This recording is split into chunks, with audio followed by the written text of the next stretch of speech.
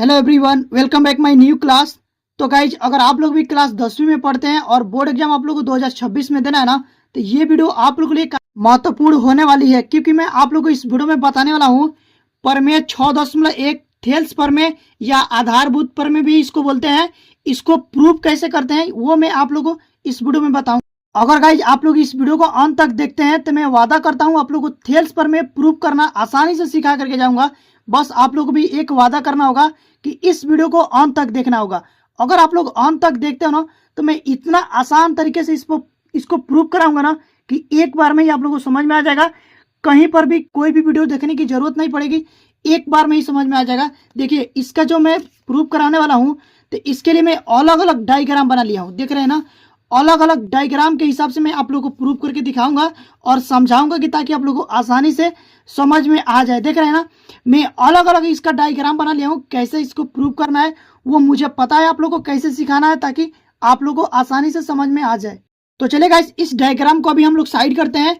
बाकी पहले इस थ्योरम को अच्छे से पढ़ते हैं और उसको समझते हैं। तो यहाँ पर देखिएगा, ये जो थ्योरम है वो दिया कि यदि किसी त्रिभुज की एक भुजा के समांतर अन्य दो भुजाओं को भिन्न भिन्न बिंदुओं पर प्रतिच्छेद कराने के लिए एक रेखा खींची जाए, तो ये अन्य दो भुजाएं एक ही अनुपात में विभाजित हो जाती है।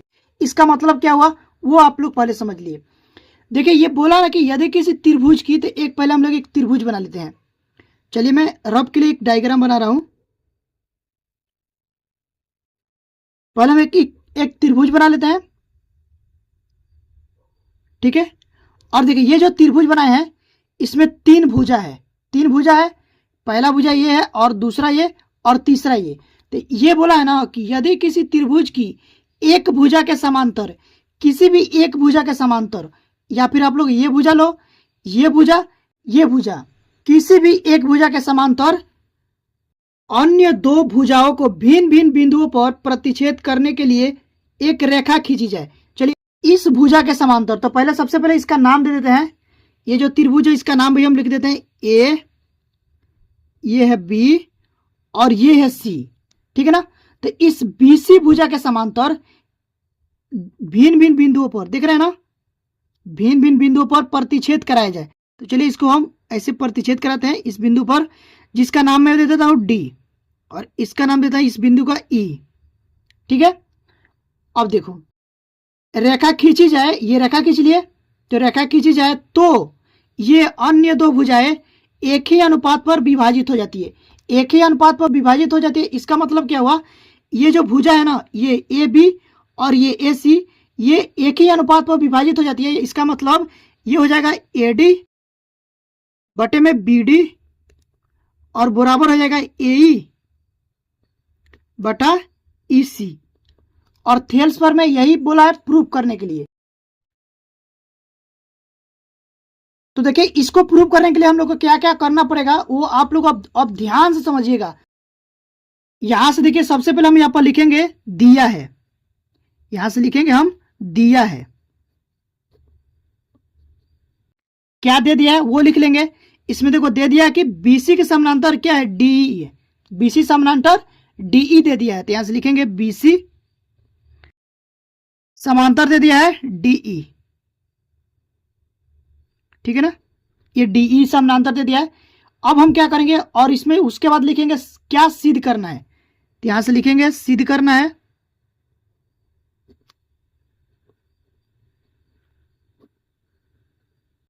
सिद्ध करना है, तो हम लोग को सिद्ध करना है कि एडी बटा बीडी बराबर सिद्ध करना है एई बटा ईसी। ये हम लोग को सिद्ध करना है, ठीक है। तो इसको सिद्ध करने के लिए सबसे पहले हम लोग जो काम करेंगे ना वो करेंगे, हम लोग रचना करेंगे इसका, ठीक है। तो देखिए, रचना कैसे करेंगे वो आप लोग पहले इसको अच्छे से समझना। बहुत से बच्चे यही गलती कर देते हैं रचना वाला में।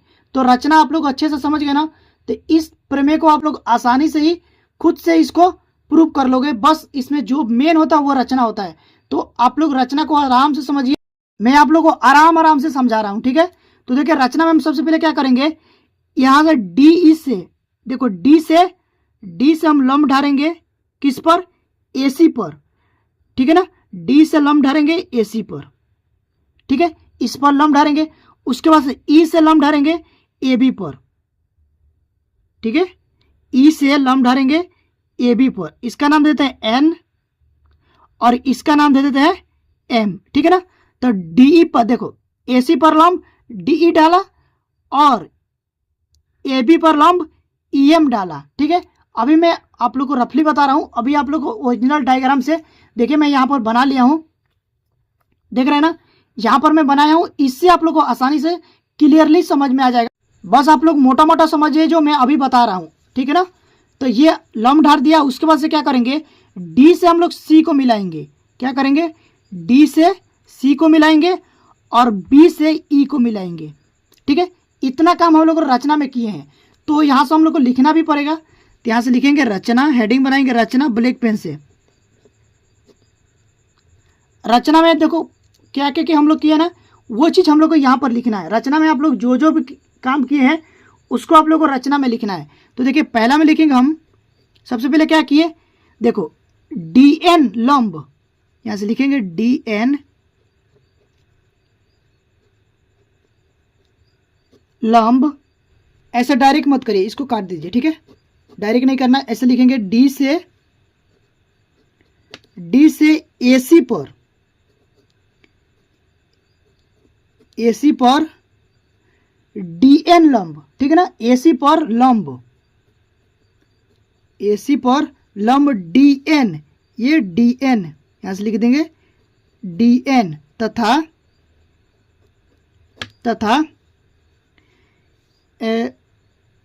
ई से तथा ई से ए बी पर लंब ई एम डाला, ठीक है, इतना लिख लिए। देखिए ये भी देख करके ही लिखना है, देख रहे हैं ना, देख करके लिए कैसे लिखे, ये डी से एसी पर, क्या, डी से एसी पर लंब डीएन, ये जो डीएन है देख रहे हैं ना, ये डीएन, तथा ई से ए बी पर, ई से ए बी पर, देख रहे हैं ना, ई से, मेरे साथ बोलिए, ई से ए बी पर लंब ई एम डाला। तो ये पहला रचना हो गया। उसके बाद हम लोग दूसरा रचना जो किए हैं वो भी लिख लेंगे। तो देखिए दूसरा रचना क्या किए, डी से ई को और ई से बी को मिलाया, डी से सी को तथा ई से बी को मिलाया, ये रचना हो गया। अब देखिए इतना काम आप लोग हो गया ना। उसके बाद देखिए आगे क्या करना है, अब आगे हम लोग लिखेंगे उपपत्ति। उपपत्ति का मतलब प्रूफ, यहां से लिखेंगे उपपत्ति, उपपत्ति, ठीक है। तो अभी हम चलेंगे क्या इसमें, अब देखिए अब हम लोग को ये वाला डायग्राम लेंगे, ये वाला इसको साइड करिए और ये वाला डायग्राम हम लोग यूज करेंगे, ये वाला डायग्राम, ठीक है। ये जो डायग्राम है ना यही वाला डायग्राम है, लेकिन मैं इसको थोड़ा अच्छे से कलरफुल बनाया हूं ताकि आप लोगों को समझाने में आसानी हो। तो इस पर ध्यान दीजिएगा, ठीक है ना, इस डायग्राम पर। तो अब देखिए हम क्या करेंगे, चलेंगे अब त्रिभुज ए डी ई में, ए डी ई का क्षेत्रफल निकालेंगे। सबसे पहले क्या करेंगे, ए डी ई का क्षेत्रफल निकाल लेते हैं, ठीक है। तो यहाँ से लिखेंगे त्रिभुज ए डी ई का क्षेत्रफल, ये क्या होता है, 1/2 आधार गुण ऊंचाई, ठीक है, 1/2 आधार गुण ऊंचाई। ध्यान से हो जाएगा त्रिभुज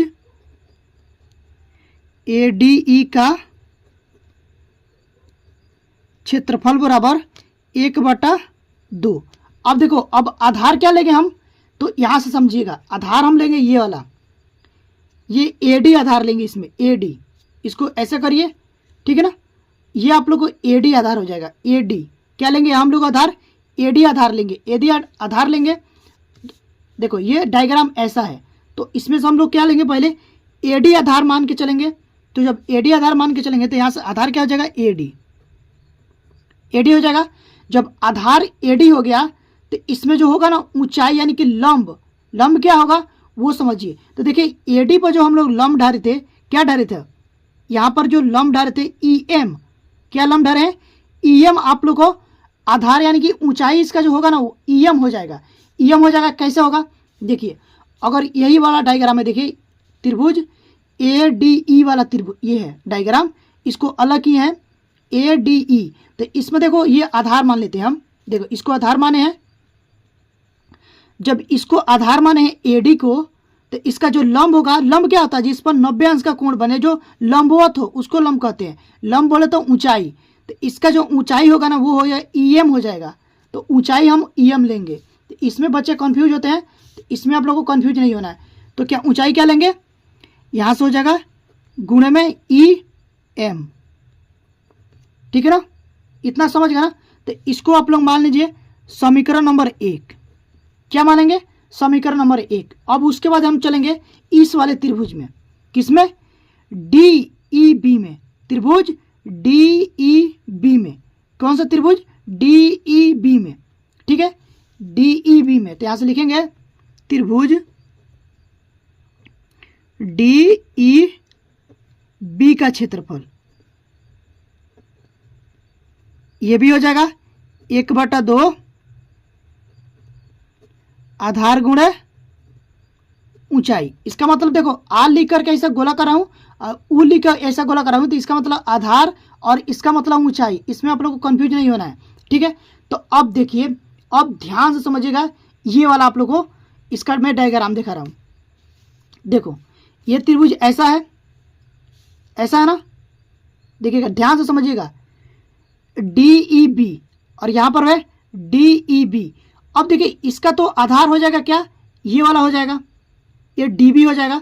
तो जब इसका आधार DB होगा ना, DB आधार होगा, तो इसकी जो ऊंचाई होगी वो क्या होगी, इसमें देखो इसकी ऊंचाई क्या होगी, ये हो जाएगी EM होगी। EM होगी कैसे, जैसे ऐसे इसको ऐसे खड़ा करिए, ठीक है, ऐसे जब हम खड़ा करेंगे और ये DB इसका आधार है, तो जब DB आधार है तो इसकी जो ऊंचाई होगी ना तो यही वाला होगा, ठीक है। इस पर देखो ये लंब है, इस पर 90 अंश का कोण बन रहा है, तो ये लंबवत है, तो इसकी जो ऊंचाई होगी नहीं तो ये होगी EM हो जाएगा इसका ऊंचाई, जो कि ये आप लोग को AD नहीं होगा, EM हो जाएगा, ठीक है।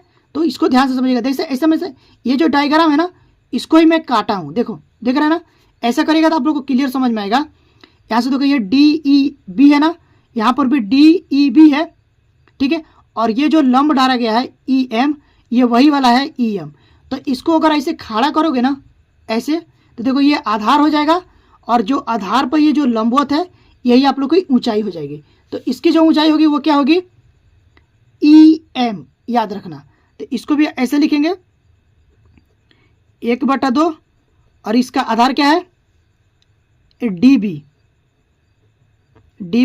गुणे इसकी भी ऊंचाई जो होगी ना वो हो जाएगा EM। इसको मान लेंगे समीकरण नंबर 2, ठीक है ना, इतना तक समझ गए ना। अब देखिए अब क्या करेंगे, यहां से लिखेंगे समीकरण 1 बटा समीकरण 2 से समीकरण 1 और समीकरण 2 को भाग किए हैं, ठीक है ना। यहां से लिख दीजिएगा त्रिभुज DEB का क्षेत्रफल, ठीक है ना, ये लिख दीजिएगा B का क्षेत्रफल। अब देखिए क्या हो जाएगा, समीकरण नंबर 1 ये है, तो यहां से हो जाएगा त्रिभुज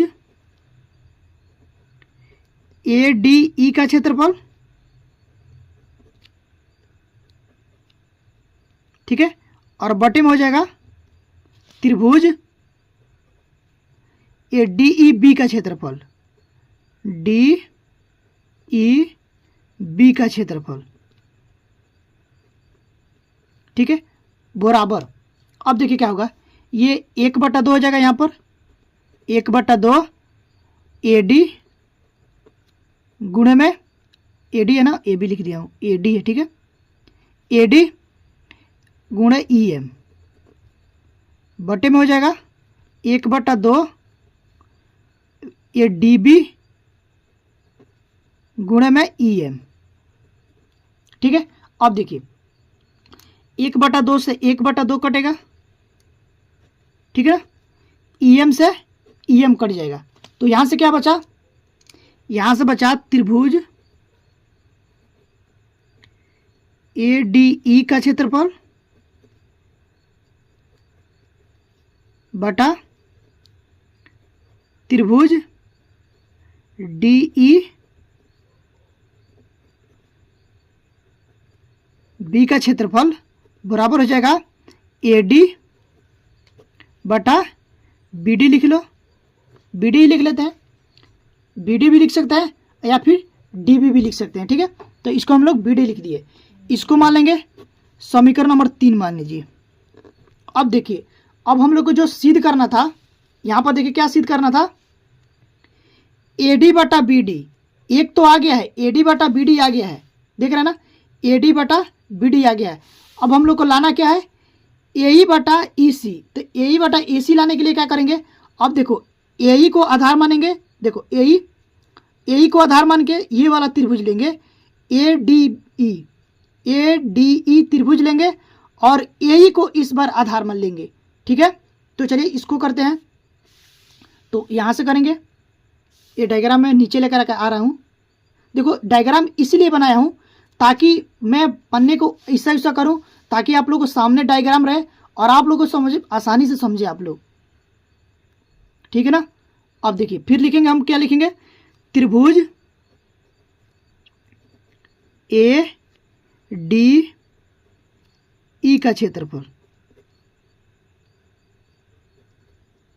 ठीक है ना, तो ये भी क्या हो जाएगा, 1/2 आधार गुणे ऊंचाई। अब की बार हम लोग जो आधार ले रहे हैं ना, ये ले रहे हैं AE।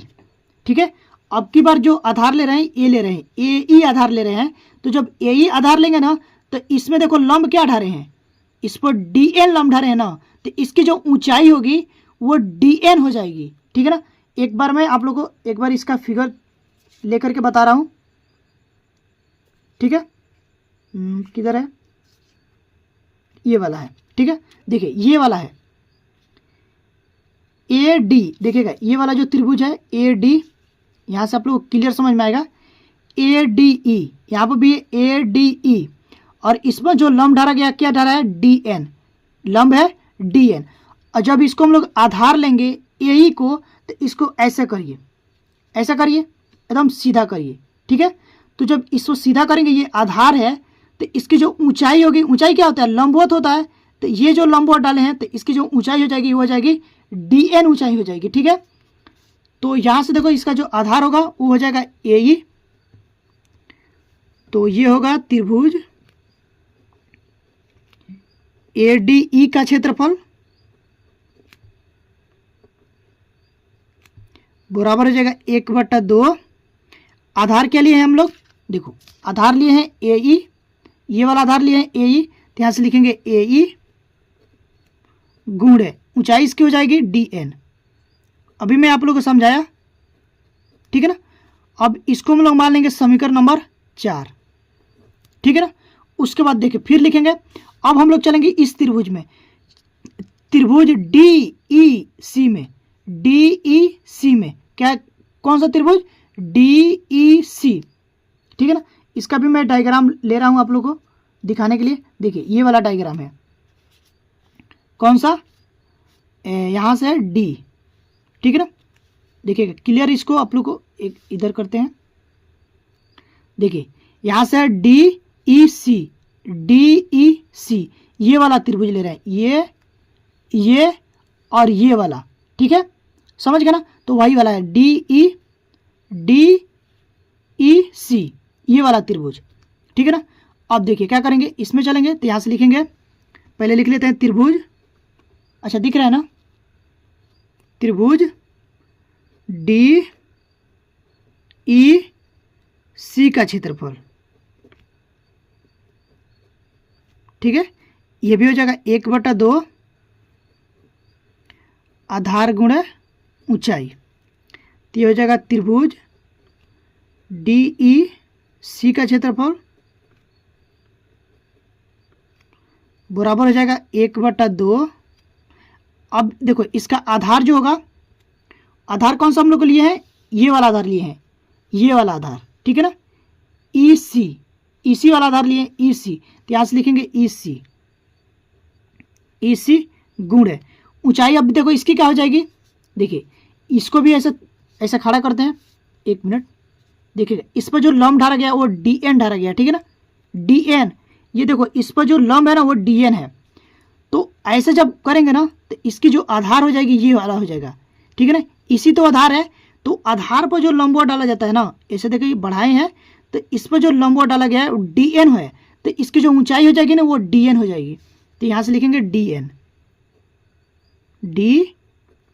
ठीक है ना। इसको मान लेंगे हम क्या, समीकरण नंबर 5, ठीक है। अब देखिए इतना तक समझ गए ना। उसके बाद फिर लिखेंगे यहां से समीकरण 4/5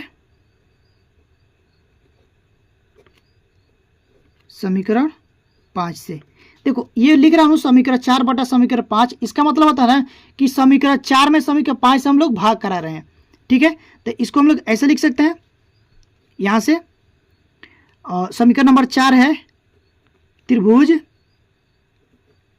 ADE का क्षेत्रफल बटे में हो जाएगा त्रिभुज DEC का क्षेत्रफल बराबर ये हो जाएगा 1/2 AE गुणे में DN, ठीक है। पूरा बटा लगाएंगे, फिर यहाँ से हो जाएगा 1/2। अच्छा दिख रहा है ना आप लोगों को, हाँ दिख रहा है, 1/2 ये हो जाएगा EC गुणे में DN। अब देखिए यहाँ से 1/2 से 1/2 कट गया, DN से DN कट गया। चलिए अब हम लोग चलते हैं अगले पेज पर, थोड़ा इसको ऐसे साइड में करते हैं। चलिए अब यहाँ से हम लोग फिर लिखना स्टार्ट करेंगे। तो देखिए ये हो जाएगा यहाँ से त्रिभुज ADE का क्षेत्रफल बटा त्रिभुज DEC का क्षेत्रफल बराबर, ये तो कट गया है, क्या बचा है AE बटा EC, ठीक है। इसको मान लेंगे समीकरण नंबर, यहाँ पर 5 माने है ना, इसको मान लीजिए 6, इसको मान लेंगे समीकरण नंबर 6। अब देखिए अब हम क्या करेंगे, हम लोग को लाना क्या था, सिद्ध क्या करना था, ये इतना सिद्ध करना था, ठीक है ना। ये जो आप लोग को दिख रहा है AD बटा BD बराबर सिद्ध करना था AE बटा EC, ये तो आ गया है। अगर कैसे भी करके अगर हम इसको देखो ये चेंज कर देते, ऊपर भी देखो त्रिभुज ADE का क्षेत्रफल है, यहाँ पर भी ऊपर ADE का क्षेत्रफल है, लेकिन नीचे इधर क्या है DEB का क्षेत्रफल है, और यहाँ पर जो नीचे है ना वो है त्रिभुज DEC का क्षेत्रफल। अगर हम ये जो DEC है DEC का क्षेत्रफल बराबर दिखा देते हैं DEB का क्षेत्रफल, तो उसका मान रख के यहाँ पर रख देंगे, तो ये भी दोनों बराबर हो जाएगा। जब ये दोनों बराबर हो जाएंगे ना तो ये भी दोनों आपस में बराबर हो जाएंगे, ठीक है ना। अच्छा दिख रहा है कि नहीं जो मैं बताया हूँ। देखिए एक बार और बता दे रहा हूँ, यहाँ से देखिए ऊपर भी है त्रिभुज ADE का क्षेत्रफल, और यहाँ पर भी ऊपर है त्रिभुज ADE का क्षेत्रफल, नीचे क्या है त्रिभुज DEB का क्षेत्रफल, और यहाँ पर है DEC का क्षेत्रफल। अगर कैसे भी करके अगर हम DEB का क्षेत्रफल बराबर दिखा देते हैं DEC का क्षेत्रफल के, तो ये ऑटोमेटिक इसके बराबर हो जाएगा, ठीक है ना। तो देखिए इसको बराबर दिखाने के लिए हम लोग एक जाना होगा, क्लास 9th में आप लोग थ्योरम पढ़े होंगे। अगर आप लोग जानते हो तो अच्छी बात है, नहीं जानते हैं तो मैं आप लोग को बता दे रहा हूँ, ठीक है। देखिए एक क्लास 9th में थ्योरम है, वो मैं आप लोग को पहले लिखा दे रहा हूँ। यहाँ से लिखेंगे हम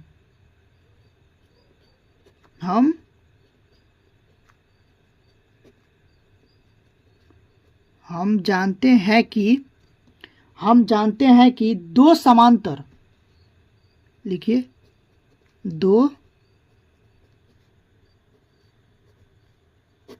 दो समांतर रेखाओं के बीच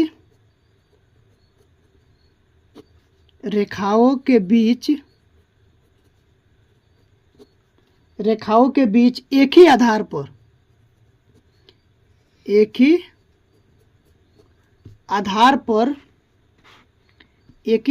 पर बने सभी त्रिभुजों का, लिखेंगे सभी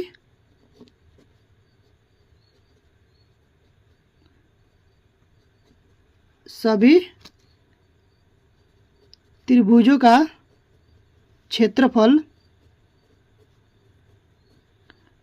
बराबर होता है। इसका मतलब क्या हुआ, अब हम लोग इस डायग्राम के हिसाब से समझेंगे।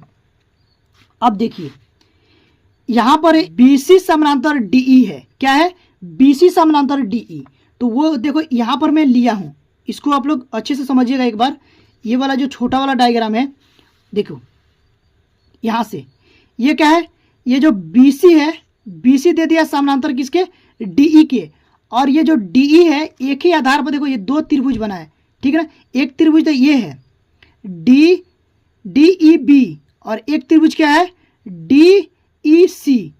एक त्रिभुज तो ये है और एक त्रिभुज ये है, लेकिन एक ही आधार पर बना है और ये दोनों समांतर रेखाओं के बीच में बना है, तो इसका जो क्षेत्रफल होगा वो दोनों बराबर हो जाएंगे, ठीक है।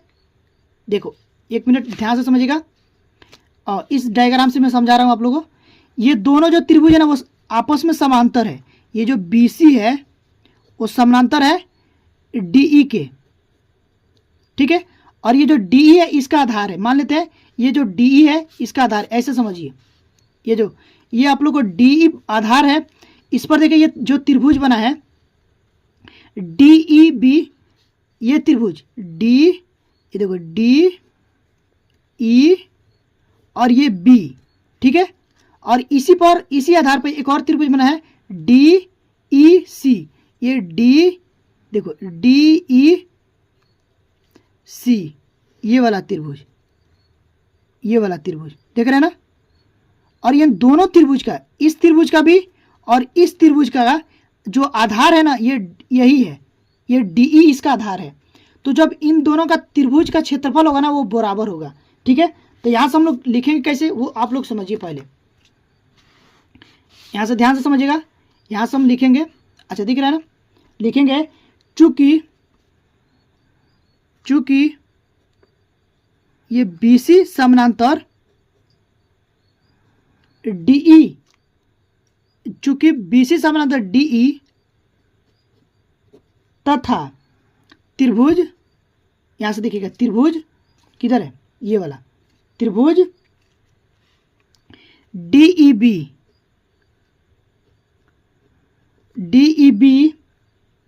व त्रिभुज, देखो DEB और त्रिभुज DEC,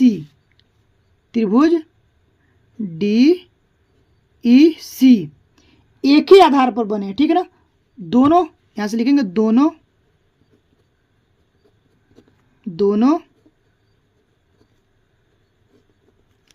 एक ही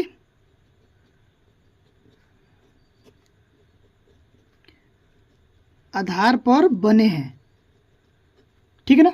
दोनों एक ही आधार पर बने हैं तो क्या हो जाएगा, इसलिए त्रिभुज DEB का क्षेत्रफल बराबर हो जाएगा त्रिभुज DEC का क्षेत्रफल, ठीक है।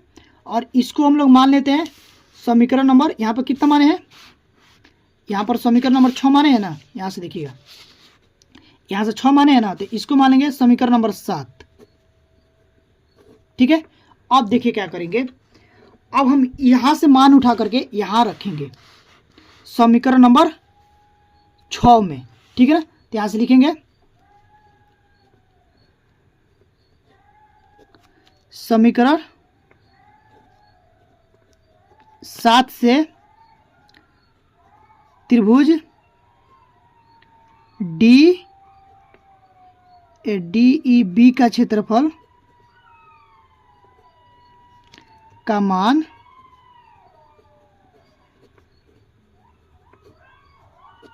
समीकरण नंबर 6 में रखने पर।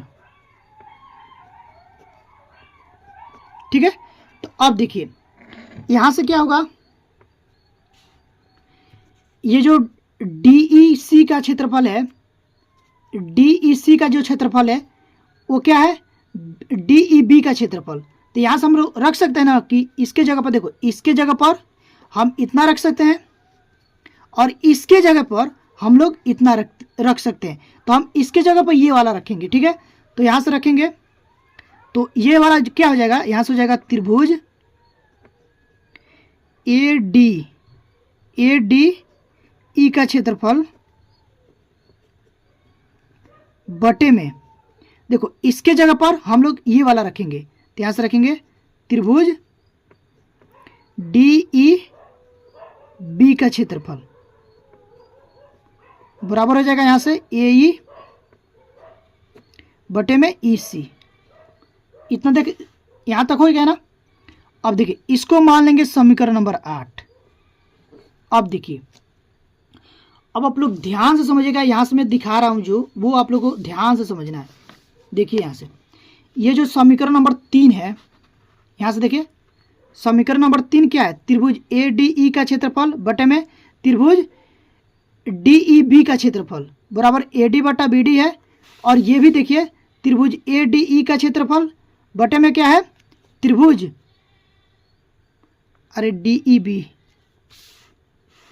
DEB यहां से D छूट गया है,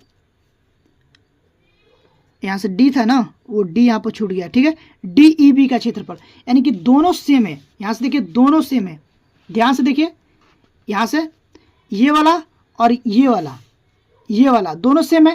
तो इसकी जब तुलना करेंगे तो ये कट जाएगा, सिर्फ बचा क्या, ये इसके बराबर आ जाएगा और ये इसके बराबर आ जाएगा, तो ये कट जाएगा। तो यहां से लिखेंगे, समीकरण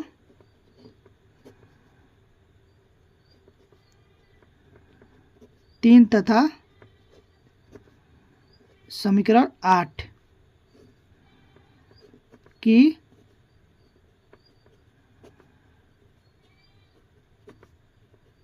तुलना करने पर। तो जब इसकी तुलना करेंगे तो देखो ये इससे कट जाएगा। यहाँ से मैं एक बार यहाँ से आप लोगों को दिखा रहा हूँ, देखो यहाँ से ये है, ये इसके बराबर है, इसके बराबर है, तो ये दोनों कट जाएंगे। तो क्या आ जाएगा, ये इसके बराबर आ जाएगा और ये इसके बराबर आ जाएगा। तो यहाँ से हो जाएगा AD बटा BD बराबर हो जाएगा AE बटे में EC। ठीक है ना, और यही हम लोग को सिद्ध करना था। तो यहां से लिखेंगे हेंस प्रूफ।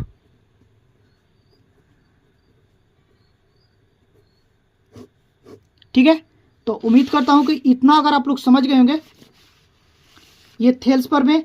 अगर आप लोग एक बार में नहीं समझ में आया ना तो इस वीडियो को दोबारा देखिए और ज़रूर समझ में आएगा, क्योंकि कोई भी बच्चा एक बार में इसको समझता नहीं है। ठीक है ना, लेकिन मैं आप लोगों को डायग्राम की सहायता से आसानी से समझाया हूँ। आई होप कि आप लोगों को समझ में आ गया होगा। तो आप लोग एक बार और इसको अपने कॉपी पर करके देखिएगा कि आपसे हो रहा है कि नहीं हो रहा है। नहीं हो रहा, फिर दोबारा वीडियो को देखिए और आसानी से करिए। ठीक है, अगर आप लोग को वीडियो अच्छी लगी हो तो वीडियो को लाइक करके चैनल को सब्सक्राइब जरूर करिएगा, साथ ही साथ बेल आइकन को भी प्रेस कर दीजिएगा, ताकि आने वाला वीडियो का नोटिफिकेशन आप लोग के पास टाइम से मिलती रहे और आप लोग इसी तरह से पढ़ाई अच्छे से होते रहे।